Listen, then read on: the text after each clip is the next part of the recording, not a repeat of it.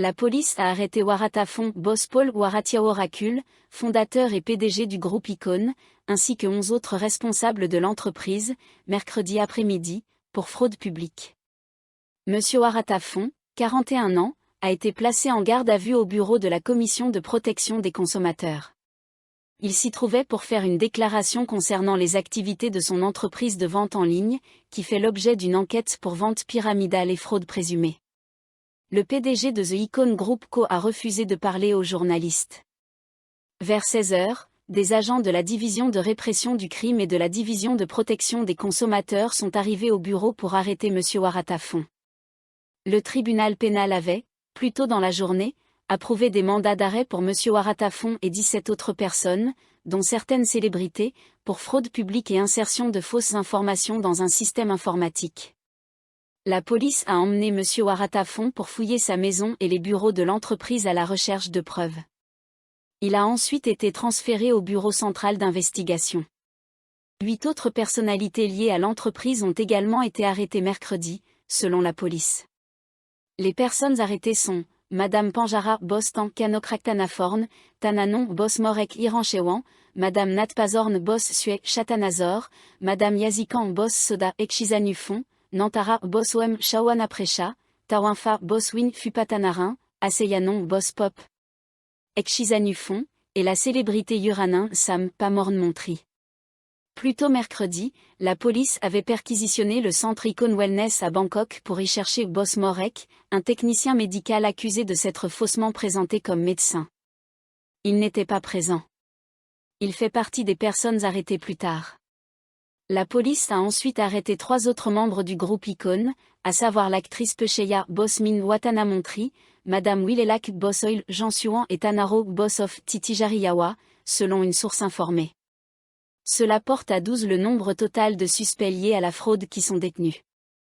Les 3 derniers ont également été emmenés au bureau central d'investigation pour être interrogés.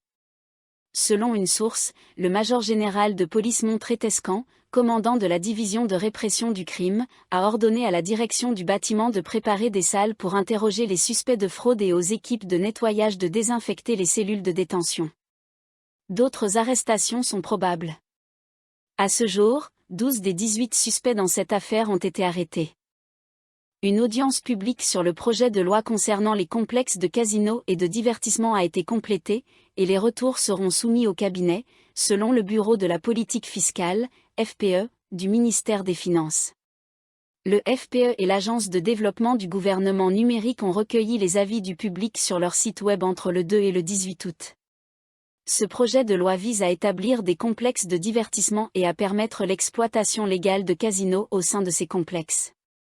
Les partisans du projet de loi affirment que le tourisme génère d'importantes recettes pour le pays et que ces complexes de divertissement pourraient encore augmenter les dépenses des touristes.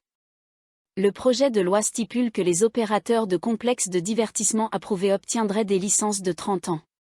Chaque opérateur devrait également payer 5 milliards de bahts pour s'enregistrer et 1 milliard de bahts par an.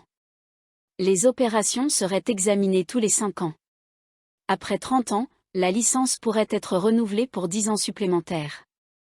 Les complexes seraient ouverts à tous les étrangers, mais les citoyens thaïlandais devraient payer un droit d'entrée de 5 000 bahts. L'entrée serait interdite aux personnes de moins de 20 ans. Un comité de politique des complexes de divertissement, présidé par le Premier ministre, établirait les règles et réglementations régissant les complexes de jeux. Les entreprises souhaitant exploiter ces complexes devraient être des sociétés limitées ou des sociétés publiques enregistrées en Thaïlande, avec un capital social d'au moins 10 milliards de bahts. Certains participants à l'audience en ligne ont proposé de renommer le projet de loi en « Loi sur les complexes intégrés ». Ils ont estimé que ce nouveau nom, basé sur le modèle de Singapour, véhiculerait une image plus positive. D'autres participants ont suggéré de réduire la durée de la licence de 30 à 10 ans, tandis que d'autres ont proposé de l'étendre à 50 à 60 ans. Certains ont proposé que les opérateurs bénéficient d'une exonération de TVA et que les gains issus des casinos soient également exonérés d'impôts. Les participants ont également suggéré de réduire le droit d'entrée pour les Thaïlandais de 5 000 bahts à une somme plus raisonnable de 1 000 à 2 000 bahts. Ils ont ajouté que ce tarif devrait être appliqué à l'échelle nationale pendant 10 ans avant d'être ajusté. Certains ont fait valoir que les complexes devraient être situés dans des provinces touristiques majeures, telles que Phuket, Chiang Mai, Chonburi, Rayong ou Hue. Ils ont également suggéré que si de tels complexes sont autorisés à Bangkok, leur nombre soit limité à 3, tandis que dans d'autres provinces, il ne devrait pas dépasser 7.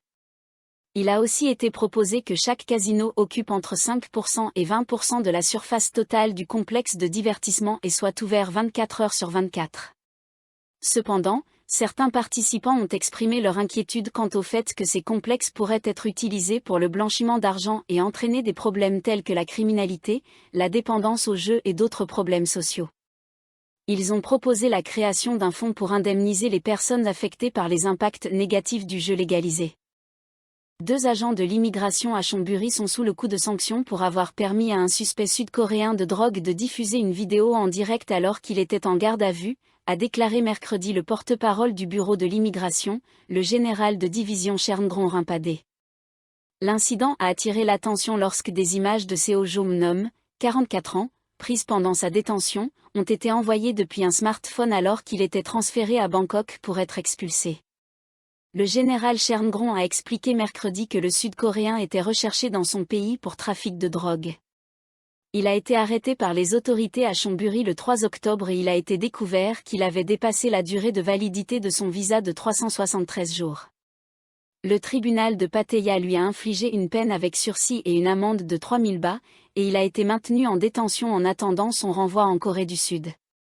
Il a été transféré au poste de police de Bang Laming, à Chonburi, puis au centre de détention de l'immigration à Bangkok. Le suspect a diffusé en direct des photos et une vidéo de lui-même alors qu'il était toujours en détention dans le véhicule en route pour Bangkok mardi. À ce moment-là, il était sous la garde de 2 agents de l'immigration de Chonburi, le sous-lieutenant Pramod Phuangphong et le sergent Atitombe, a précisé le général Cherngron. Il a souligné que tous les détenus doivent être étroitement surveillés, en particulier ceux impliqués dans des affaires liées à la drogue, quel que soit le verdict du tribunal. Les 2 agents ont été suspendus de leurs fonctions et une commission a été mise en place pour enquêter sur leurs actions et prendre des mesures disciplinaires, a-t-il ajouté. Les médias coréens rapportent le livestream du prisonnier. Les médias sud-coréens Mahae et JTBC ont couvert l'incident. Ils ont rapporté que le suspect avait diffusé en direct son expérience en garde à vue tout en faisant la promotion de sa chaîne YouTube. Le suspect a été vu en train de fumer une cigarette et de remercier ses abonnés pour leur soutien, affirmant que cela renforçait son courage. Il a partagé une vue panoramique de la plage de Pattaya, plaisantant sur la tentation de s'évader à cause de la beauté des lieux, et a demandé à ses fans de liker et de s'abonner à sa chaîne. La vidéo dure 1 heure et 36 minutes. Les médias sud-coréens ont également rapporté que le suspect de 44 ans s'était autoproclamé l'homme le plus riche de Thaïlande et avait décrit les conditions dans les prisons thaïlandaises comme étant plus restrictives que celles à l'étranger. Il a mentionné qu'il pouvait rester en communication pendant sa détention grâce à un téléphone, qu'il aurait obtenu en versant un pot de vin. La première ministre Paetongtarn Shinawatra participera à un dîner informel avec les dirigeants des partis de la coalition lundi prochain. Cet événement marque la première rencontre de ce type depuis son entrée en fonction. Elle a exprimé son souhait de relancer ces réunions détendues, similaires à celles qui avaient lieu sous l'ancien Premier ministre Srettha Thavisin. Madame Paetongtarn a souligné que ces dîners offrent une occasion aux dirigeants des partis de la coalition, en particulier ceux qui ne font pas partie du cabinet, de partager leurs réflexions et de faire le point sur les affaires du gouvernement dans un cadre plus informel. Depuis que je suis devenue Première ministre, je n'ai pas eu l'occasion de m'asseoir et de partager un repas avec les dirigeants des partis, a-t-elle déclaré aux médias à la maison du gouvernement mardi. En général, il n'y a pas forcément de sujet important à aborder. C'est plutôt une occasion de se rencontrer, de discuter et d'avoir des nouvelles, a-t-elle ajouté. Beaucoup de ces dirigeants de partis sont très expérimentés. Les écouter dans un cadre détendu apportera de nombreux avantages. Lorsqu'on lui a demandé s'il y avait des sujets importants qu'elle discuterait avec les dirigeants des partis lors du dîner, Madame Paetongtarn a répondu qu'il y avait beaucoup de questions à aborder, compte tenu de ses 2 mois en poste, et que la collaboration était essentielle pour aller de l'avant. Elle a également été interrogée sur la réforme constitutionnelle, à laquelle elle a répondu que des efforts étaient en cours pour s'assurer que cela se produise pendant le mandat de ce gouvernement.